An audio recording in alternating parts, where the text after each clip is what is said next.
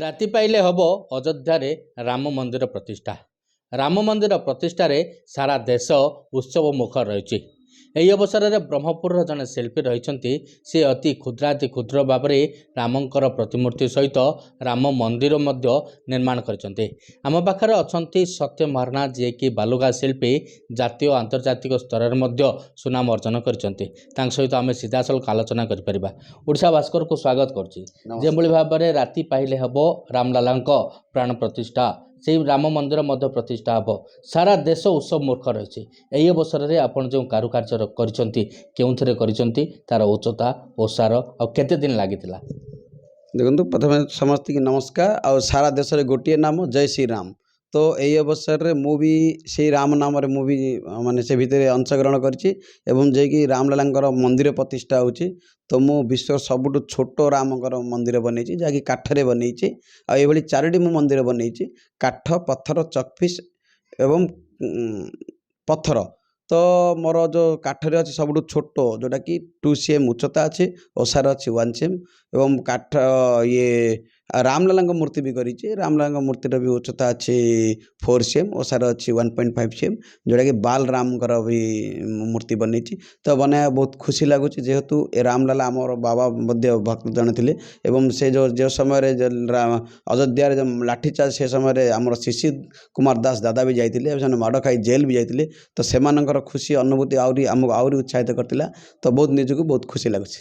ତାହେଲେ ମୋଟାମୋଟି ଭାବରେ କହିପାରିବା, ଯେତେବେଳେ ରାମ ମନ୍ଦିର ନିର୍ମାଣ ହେବା ପାଇଁ ମଧ୍ୟ ଅନେକ ପ୍ରାଣ ମଧ୍ୟ ଯାଇଥିଲା, ଅନେକ ଘାତ ପ୍ରତିଘାତ ହୋଇଥିଲା। ଆଜି ସେଇ ଦୀର୍ଘ ବର୍ଷର ଯେଉଁ ରହିଥିଲା ବିବାଦ ରହିଥିଲା, ତାହା ସମ୍ପୂର୍ଣ୍ଣ ରୂପେ ଆଜି ସମାଧାନ ହୋଇସାରିଛି ଏବଂ ଅଯୋଧ୍ୟାରେ ରାମ ମନ୍ଦିର ପ୍ରତିଷ୍ଠା ହେବ।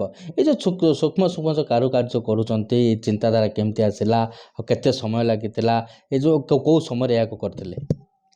ଦେଖନ୍ତୁ, ମୁଁ ତ ପୂର୍ବରୁ ପାଖାପାଖି ଦେଖିବେ ସବୁ ଦେବାଦେବୀଙ୍କର ମୂର୍ତ୍ତି କରିଛି, ଯାହାକି ବିଶ୍ୱର ସବୁଠୁ ଛୋଟ ହେଉଛି ଜଗନ୍ନାଥ ମନ୍ଦିରଠୁ ଆରମ୍ଭ କରି, ଜଗନ୍ନାଥଙ୍କର ମୂର୍ତ୍ତିଠୁ ଆରମ୍ଭ କରି ରଥ ବି ବନେଇଛି, ଯାହାକି 1 mm ବି ଅଛି, ଆଉ ଯାହାକି ମୋର ବିଶ୍ୱ ରେକର୍ଡ଼ ବି ଅଛି। ତ ସବୁଠୁ ଛୋଟ କାମ କରିବା ପାଇଁ ମୋତେ ଭଲ ଲାଗେ। ଆଉ ଯେତେବେଳେ ସବୁ କ୍ଷେତ୍ରରେ ଏବେ ମୁଁ ସେଣ୍ଡ ଆନିମେସନ୍ ବି କରି ରାମଙ୍କ ପ୍ରତି କିଛି ନା କିଛି ସମୟରେ କରିଥାଏ। ତ ରାମଙ୍କ ମନ୍ଦିର ଯେହେତୁ ପ୍ରତିଷ୍ଠା ହେଉଛି, ତାଙ୍କ ମଡେଲ କରିବା ପାଇଁ ବହୁତ ସୂକ୍ଷ୍ମାଦି ବହୁତ କାମ ହେଇଛି, ଯାହାକି ମୋତେ ପ୍ରେସର ହେଇଥିଲା କି ଜଣାପଡ଼ୁନଥିଲା, କିନ୍ତୁ ଭଗବାନଙ୍କ ଆଶୀର୍ବାଦ ହେଇପାରିଲା। ଏତେ ଛୋଟ ଏବଂ କରିବା ପାଇଁ ସବୁ ଜାଗା ମୋତେ ପାଖାପାଖି 2 ଦିନ ମଧ୍ୟରେ ସବୁ ହେଇଛି। ଆଉ ଏମିତି ଖୁସିରେ ଗୋଟେ କରିପାରୁଛି। ପଥରରେ ବି ହେଇଛି, ଦେଖନ୍ତୁ ଆପଣ, ପଥରରେ ବି ବହୁତ ଛୋଟ କାମ ହେଇଛି। ଭଗବାନଙ୍କର ଯାହାକି ସମସ୍ତେ କିଛି ନା କିଛି କରି ରାମଙ୍କ ପ୍ରତି ଭକ୍ତି, ତ ସେ ଭିତରେ ମୁଁ ବି ଗୁଣ୍ଡିଚି ମୂଷାଇ ଏ ଭିତରେ ପଶିବାକୁ ଚେଷ୍ଟା କରିଛି। ଆସିଲା ଖବର ଆସିଲା, ଯେହେତୁ ଗୁଣ୍ଡିଚି ମୂଷା ବୋଲି କହିଥିଲା, ଯେତେବେଳେ ଶ୍ରୀରାମଚନ୍ଦ୍ର ସୀତା ମାତାଙ୍କୁ ଉଦ୍ଧାର କରିବା ନିମନ୍ତେ ସେତେବେଳେ ସେତୁ ନିର୍ମାଣ କରିଥିଲେ, ସେହି ସମୟରେ ଗୁଣ୍ଡିଚି ମୂଷା ମଧ୍ୟ ଟିକେ ଦେହରେ ବାଲି ଲଗାଇ ସେହି ସେତୁରେ ମଧ୍ୟ ସାମିଲ ହୋଇଥିଲେ। ଆପଣ ଯେତେବେଳେ ରାମ ମନ୍ଦିର ପ୍ରତିଷ୍ଠା ନିମନ୍ତେ ଛୋଟ ଛୋଟ କାରୁକାର୍ଯ୍ୟ କରିଛନ୍ତି, ଏହାକୁ ଅଯୋଧ୍ୟା ରାମ ମନ୍ଦିରରେ ସମର୍ପଣ କରିବେ ନା କ'ଣ କରିବେ? ଦେଖନ୍ତୁ, ଅଯୋଧ୍ୟା ତ ବଡ଼, ଯାହାକି ସର୍ବ ଲୋକ ଆଜି ଯାଇ ଦର୍ଶନ କରିପାରିବେ। ତ ଏଇଟାକୁ ମୁଁ କାଲି ଆମର ଯେଉଁଟାକି ନୀଳକଣ୍ଠ ନଗର ସାଇଡ଼୍ ରାମଚରିତ ମାନସ ଚାଲିଛି, ତ କାଲି ବହୁତ ଆମର ଏଠାରେ ଦୀପଦାନ ସବୁ କରିବୁ। ଏହି ସେ ପକ୍ଷରେ ମୋର এই କଳାକୃତିକୁ ଏଇଠି ସମର୍ପଣ କରି ସବୁ ଲୋକ ଦେଖିବେ। ଆଉ ଏଇଟା ବି ସମସ୍ତେ ଦେଖିବା ପାଇଁ ସୁଯୋଗ ବି ପାଇପାରିବେ, ଯେଉଁମାନେ ଦୂରକୁ ଯାଇ ଦେଖିପାରୁନାହାନ୍ତି। ତ ଏଇଠି ତାର ମଡ଼େଲଟାକୁ ଏଇଠି ଦେଖି ଭଗବାନଙ୍କୁ ପ୍ରେମ, ଶ୍ରଦ୍ଧା, ଆଶୀର୍ବାଦ ନେବେ। ଶୁଣିଲେ ତ ଦର୍ଶକ ବନ୍ଧୁ, ଯେଉଁଭଳି ଭାବରେ ବ୍ରହ୍ମପୁର, ବିଜୁପୁର, ନୀଳକଣ୍ଠ ନଗର ଅଞ୍ଚଳର ବାଲୁକା ଶିଳ୍ପୀ ସତ୍ୟନାରାୟଣ ମହାରଣା ଅତି ସୁନ୍ଦର ଭାବରେ କଳାକୃତି କରିଛନ୍ତି। ଏହି କଳାକୃତି ହିଁ ତାଙ୍କୁ ଜାତୀୟ ଓ ଆନ୍ତର୍ଜାତିକ ସ୍ତରରେ ପହଞ୍ଚାଇଛି।